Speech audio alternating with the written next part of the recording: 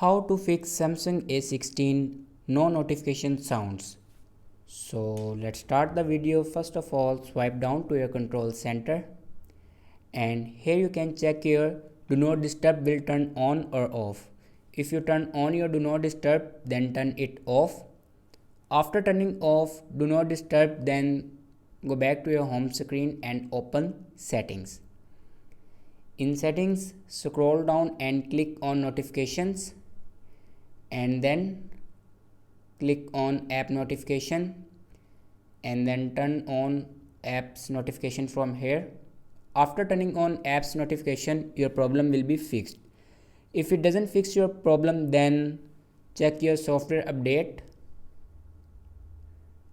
Now click on device care and then scroll down and open software update, and here you can check your software update. If it doesn't update your latest software, then update it to latest software. After updating the latest software, your problem will be fixed. Thanks for watching this video.